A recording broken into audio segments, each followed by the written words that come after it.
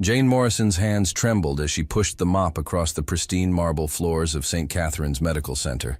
The same floors where Dr. Matthew Chen would walk in exactly 37 minutes, based on the schedule she'd memorized over the past 6 months. But he wouldn't recognize her now. Not in the gray janitor's uniform, not with the exhaustion etched into her 25-year-old face, and certainly not as the girl who'd once promised to wait for him forever. 8 years ago, Jane had been the star student, valedictorian of their high school class, with a full scholarship to pre-med. Matthew had been her everything, brilliant, ambitious, and desperately in love with her. Their last night before he left for medical school, he'd held her hands in his parents' backyard and whispered, "Wait for me, Jane. 4 years of med school, then residency. I know it's asking a lot, but I'll wait," she'd interrupted, her 17-year-old heart so certain of forever. "I'll be right here when you come back, Dr. Chen." Now, as she wrung out the dirty water, Jane wondered what that naive girl would think seeing her now. But she didn't have time for self-pity. Footsteps echoed down the corridor, expensive shoes clicking against marble with the confidence of someone who belonged in this world. Dr. Matthew Chen appeared around the corner, and Jane's breath caught in her throat. He looked exactly like the man she'd dreamed he'd become, tall, distinguished in his white coat, with the same dark eyes that had once promised her the world. Those eyes now glanced past her without recognition, focused on the tablet in his hands as he reviewed patient files. "Excuse me," he said politely, stepping around her mop bucket without really seeing her. Jane kept her head down, heart hammering as he passed. "Of course, doctor." He paused for just a moment, something in her voice catching his attention. But then his pager buzzed, and he was gone, hurrying toward the cardiac wing where he was now the youngest department head in the hospital's history. What Matthew didn't know, what he couldn't know, was that Jane had kept her promise in the cruelest way possible. The truth was a weight Jane carried every day, heavier than the industrial cleaning supplies she lugged through endless hospital corridors. She had waited for Matthew Chen. She'd waited through her mother's cancer diagnosis 2 years into college, waited through the chemotherapy bills that swallowed her scholarship money, waited through the desperate nights when she'd worked 3 jobs just to keep their tiny apartment while her mother fought for her life.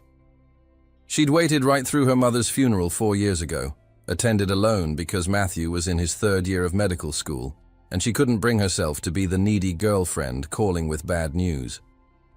She'd waited through selling their house to pay medical debts, through moving to a studio apartment in the worst part of town, through taking the first job she could find that offered health insurance, even if it was cleaning the very hospital where her former dreams had been meant to unfold. Jane had waited, all right. She'd waited while her life fell apart, while her college friends moved on to careers and marriages, while Matthew's social media showed him at medical conferences and graduation ceremonies, always with the same beautiful blonde resident who'd started appearing in his photos during his final year, Dr. Sarah Williams. Jane knew her name because she cleaned Sarah's office every Tuesday and Thursday. She knew Sarah's coffee order, oat milk latte, extra shot, her schedule, cardiothoracic surgery just like Matthew, and the engagement ring that had appeared on her finger 6 months ago, right around the time Jane had started working at St. Catherine's. "Jane, you missed a spot near Dr. Williams' desk," called Rita, the head of janitorial services, poking her head into the office. "I'll get it," Jane replied, spraying the expensive mahogany surface where Sarah's nameplate read, "Dr. Sarah Williams, MD, cardiothoracic surgery." Soon to be Dr. Sarah Chen, no doubt. Rita softened, noticing Jane's expression. At 62, she'd seen enough heartbreak to recognize it. "Honey, you know you're too smart to be pushing a mop around here forever. That college degree of yours doesn't pay my mother's medical bills," Jane finished quietly. She'd dropped out junior year, but Rita didn't need to know that. Some truths were too complicated to explain. But Rita was right about one thing. Jane was different from the other custodial staff. She spoke multiple languages fluently, had an instinctive understanding of medical terminology from her pre-med days, and possessed an uncanny ability to anticipate what the doctors and nurses needed before they asked. More than once, she'd quietly corrected medication labels that had been misfiled, or noticed equipment malfunctions that could have endangered patients. The doctors had started to notice her, in the way you notice reliable furniture. Present, useful, but not worth remembering. All except Matthew, who remained obliviously focused on his rising career and his perfect fiancée. That was about to change. The accident happened on a Tuesday that started like any other. Jane was cleaning the cardiac ICU when she heard the commotion, ambulances screaming into the emergency bay, nurses running, the controlled chaos that meant someone's life hung in the balance. "Multi-car accident on Highway 9, someone shouted. "We've got 3 critical coming in." Jane pressed herself against the wall as gurneys rushed past, but her blood turned to ice when she saw the face of the first patient. Mrs. Chen, Matthew's mother, the woman who had been like a second mother to Jane throughout high school. Blood matted her silver hair, and her breathing was labored, but Jane would recognize those kind eyes anywhere. "Mrs. Chen," Jane whispered, her professional invisibility forgotten as she moved toward the trauma bay.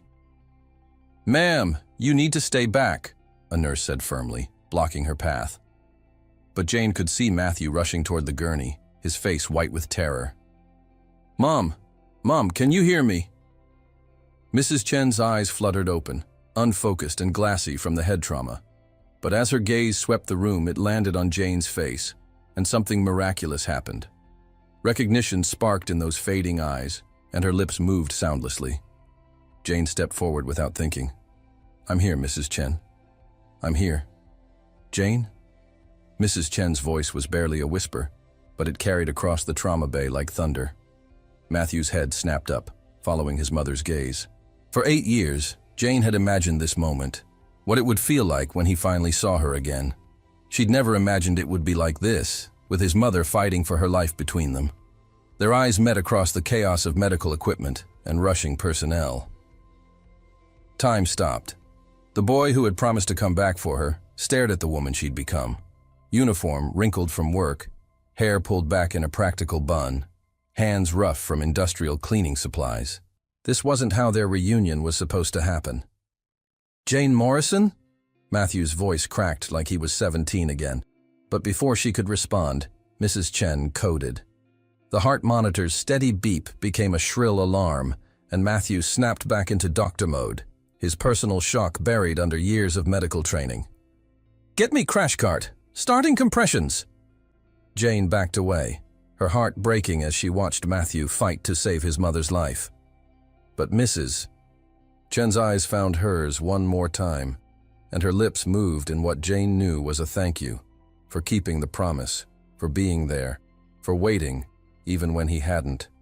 40 minutes later, Mrs. Chen was stable but critical, and Matthew Chen was walking directly toward Jane with an expression she couldn't read. "Jane!" Matthew's voice held 8 years of questions, confusion, and something that might have been pain. "What? How are you here? Why are you—" He gestured helplessly at her uniform, unable to finish the question that would sound cruel no matter how he phrased it. "I work here," Jane said simply, her chin lifting with a dignity that made Matthew's chest ache. Even in a janitor's uniform, she carried herself like the queen she'd always been to him. "But your scholarship, pre-med. You were going to Johns Hopkins. Life happened, Matthew." Jane's voice was steady, but he could see the cost of that steadiness in the way she held herself. "How is she?" The subject change was deliberate, and Matthew recognized the Jane he'd once known in that small act of protection, shielding herself from questions that would hurt too much to answer. Stable, critical but stable. She'll want to see you when she wakes up. She said your name." His voice broke slightly. "She said your name before anyone else's." Jane nodded, tears threatening. "She was always kind to me. Jane, I need to know."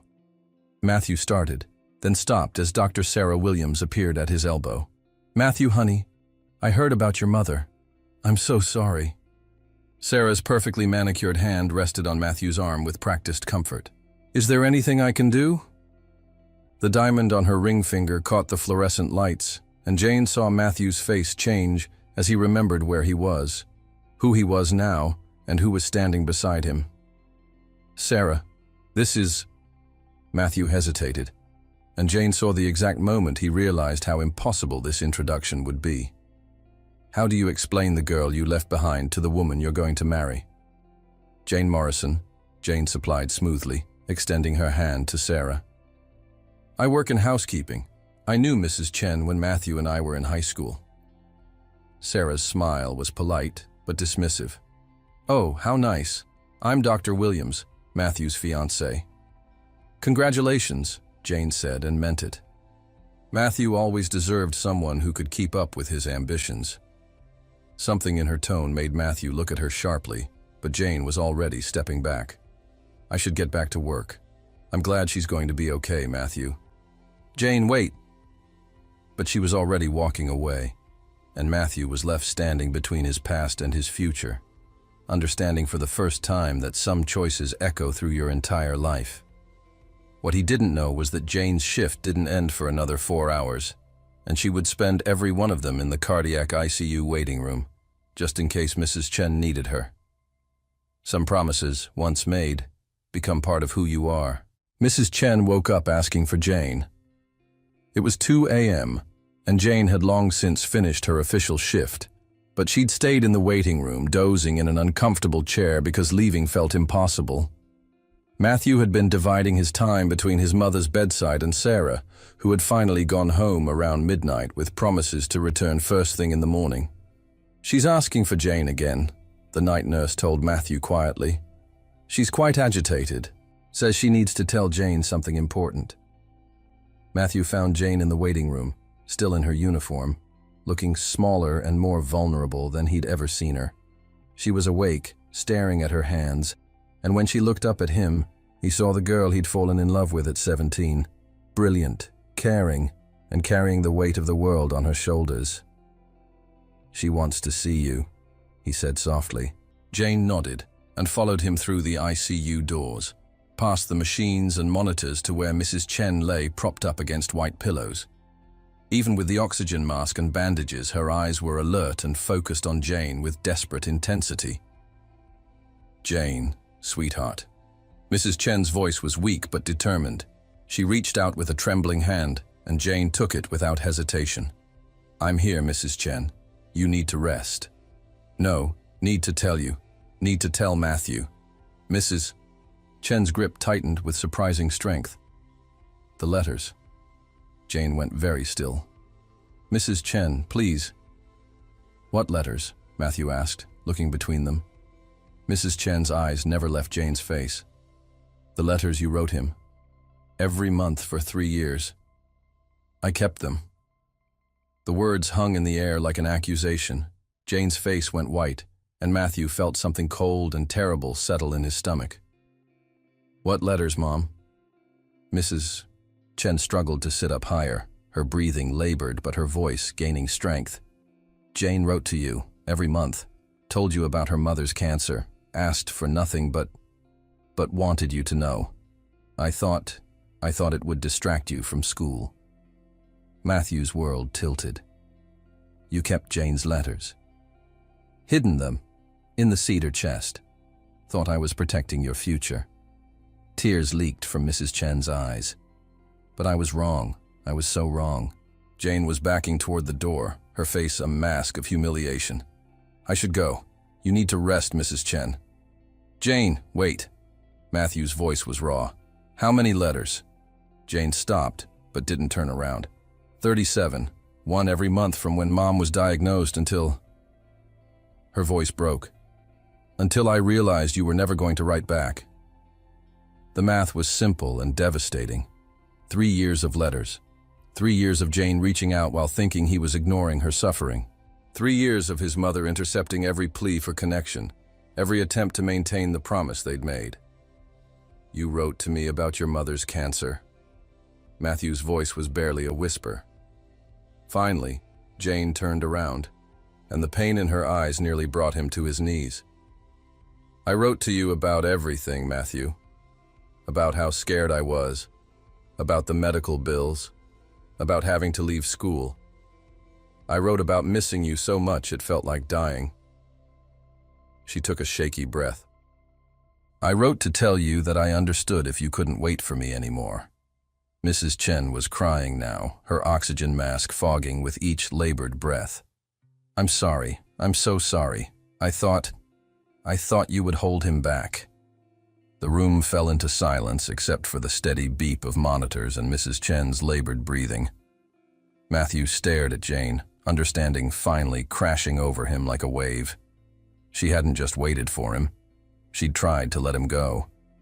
She'd given him an out, and he'd never even known. Jane, he whispered. But she was already gone, disappeared into the maze of hospital corridors where she'd learned to become invisible. Matthew spent the next 3 days reading letters he was 8 years too late to receive. His mother had kept them in her cedar chest, just as she'd said, arranged chronologically and tied with a blue ribbon that he remembered Jane wearing in her hair during junior prom. Each envelope was carefully addressed in Jane's familiar handwriting. Matthew Chen, Johns Hopkins University School of Medicine. The first letter was hopeful, full of updates about her pre-med classes and excited questions about his anatomy course. The second mentioned her mother's diagnosis, but focused on how proud she was of him for making Dean's List.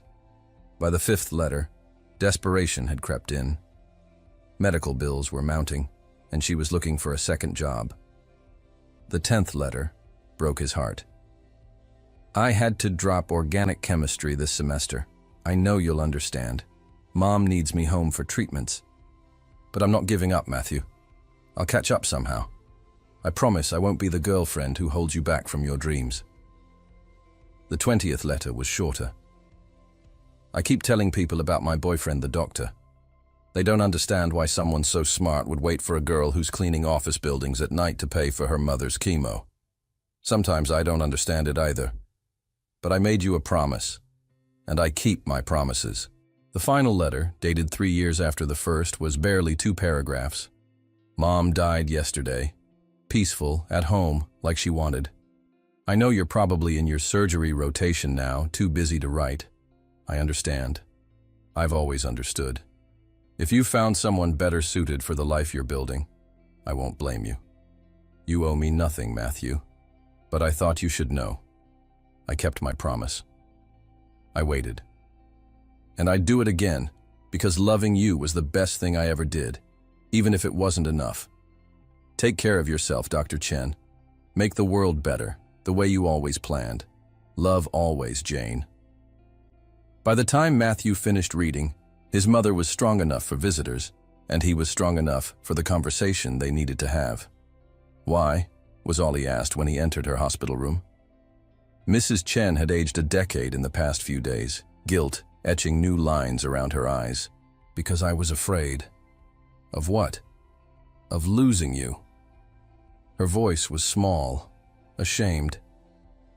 Your father and I, we sacrificed everything for your education. Worked double shifts, took out loans we couldn't afford. When those letters started coming, talking about sick mothers and medical bills and dropped classes, she trailed off. You thought she would drag me down. I thought she would make you choose between helping her and finishing school. And I was terrified you'd choose her. Matthew sat heavily in the visitor's chair. I would have. I know. Mrs. Chen's admission was barely a whisper.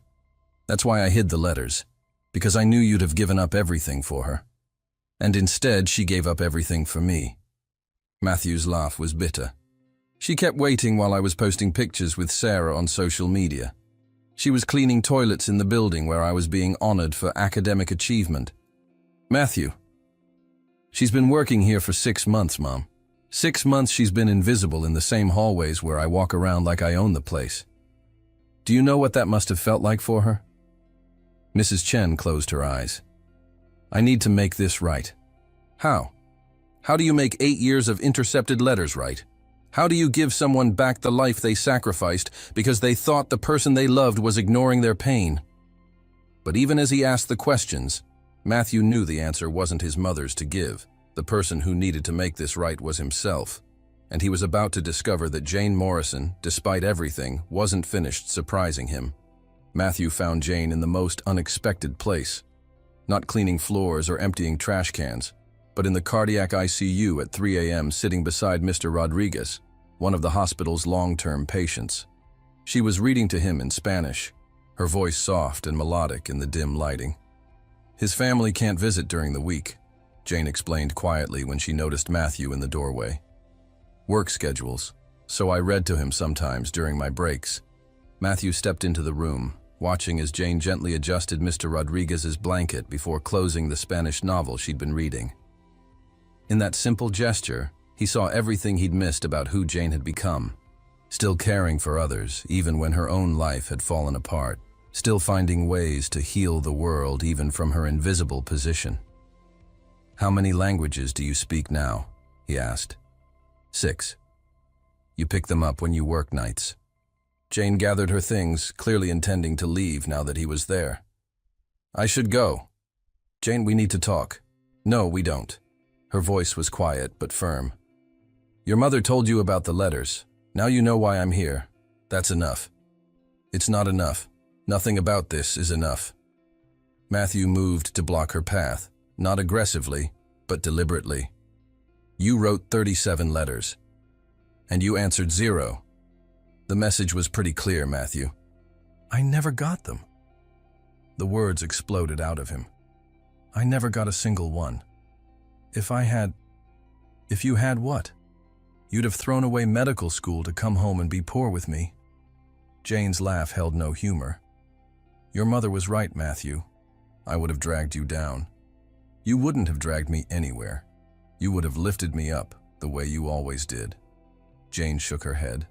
"Look at me, Matthew. Really look. This is who I became while waiting for you.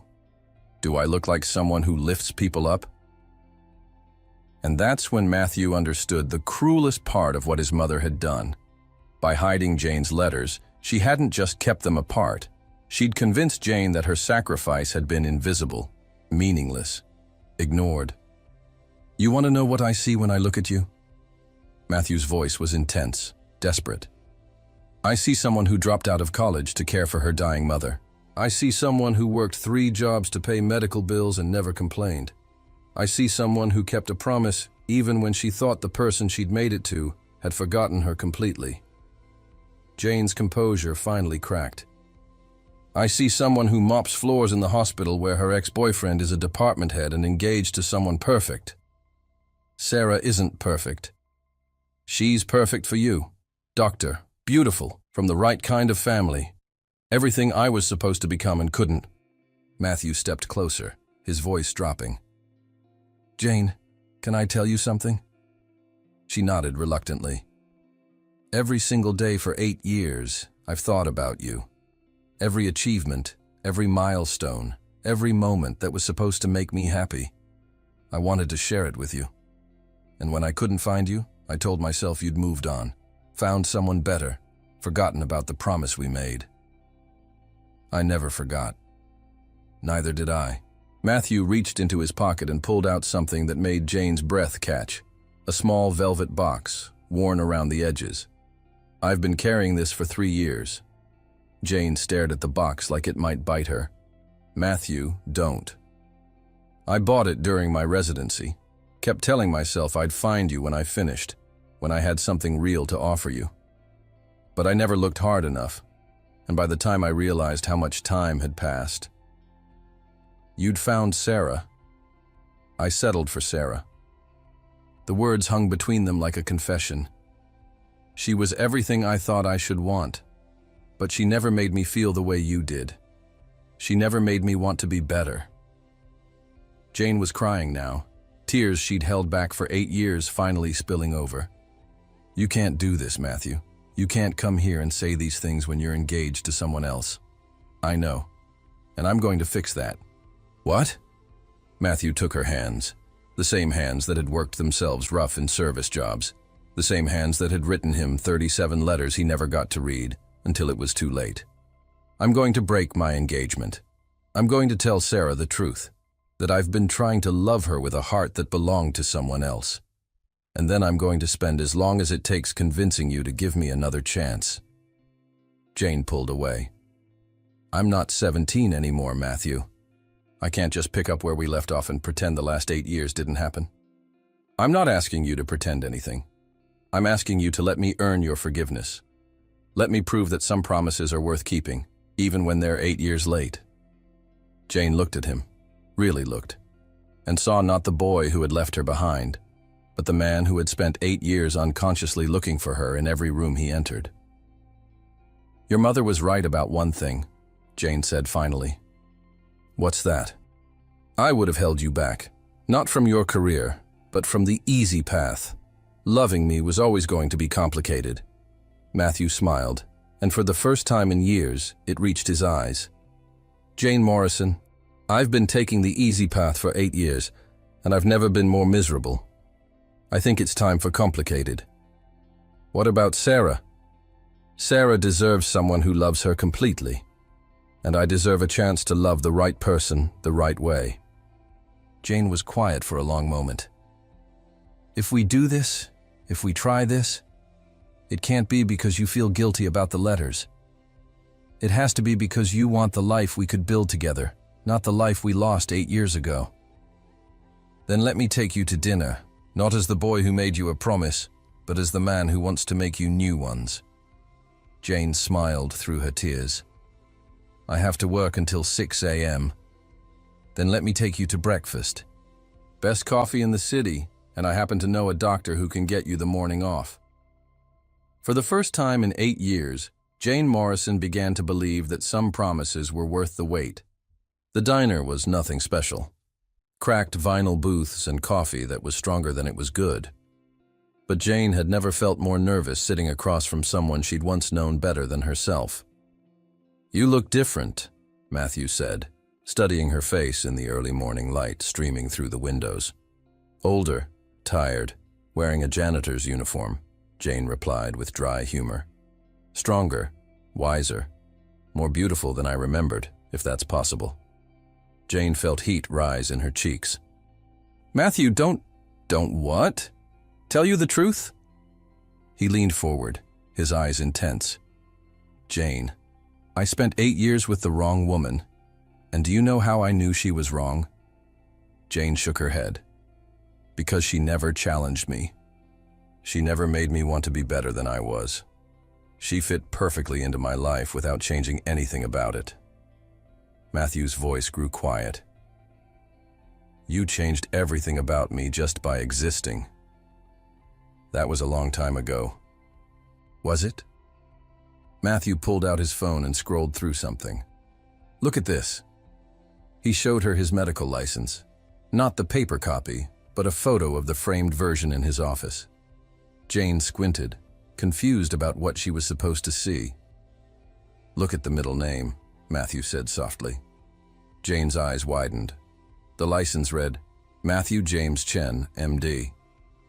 But she remembered his full name from high school, Matthew David Chen. James wasn't his middle name. "I legally changed it 3 years ago," Matthew said quietly. "James was your father's name. You told me once that you wished you could have given him more time, could have been the daughter who made him proud before he died." Jane's coffee cup trembled in her hands. "You changed your name?" "I told everyone it was for professional reasons, easier to pronounce in medical settings. But the truth is, I wanted to carry part of your family with me. Stupid, maybe, but that's not stupid." Jane's voice was barely a whisper. "That's the most beautiful thing anyone has ever done for me." They sat in silence, the weight of 8 years of separation and misunderstanding settling between them like a bridge they'd finally figured out how to cross. "Matthew," Jane said finally, "there's something I need to tell you about why I'm really working at the hospital. I know why you're working there. Medical bills, no degree, limited options." "No." Jane took a deep breath. "I'm working there because I found out 6 months ago that you were the head of cardiology. I took the job specifically to work at your hospital." Matthew stared at her. "What?" "I wasn't randomly placed there by fate. I chose to be there. I chose to see you every day, even if you didn't see me." Jane's cheeks burned with embarrassment. "I told myself I just wanted to see if you were happy, if you'd become the man you dreamed of being. But really, I think I was punishing myself." "Punishing yourself for what?" "For not being enough to make you fight for me, for not being the kind of person worth 37 letters." Matthew reached across the table and took her hands. "Jane, you were worth fighting for. You still are. And if you'll let me, I'll spend the rest of my life proving it to you." Jane looked down at their intertwined fingers, his soft from years of wearing surgical gloves, hers rough from industrial cleaning supplies, and saw not the difference in their stations, but the perfect fit they'd always been. "What do we do now?" she asked. "Now I talk to Sarah. I explain that I've been living a lie, and I set her free to find someone who can love her the way she deserves." "And then?" Matthew smiled.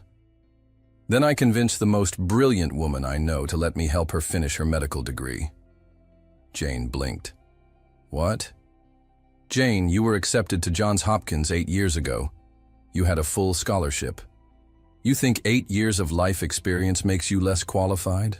Not more?" "Matthew, I'm 25. I'd be starting over from scratch. You'd be starting over with someone who believes in you completely, someone who owes you 8 years of support and encouragement." Matthew's grip on her hands tightened. "Let me help you become Dr. Jane Morrison. Let me give you back the dream you sacrificed." Jane stared at him, hardly daring to believe what he was offering.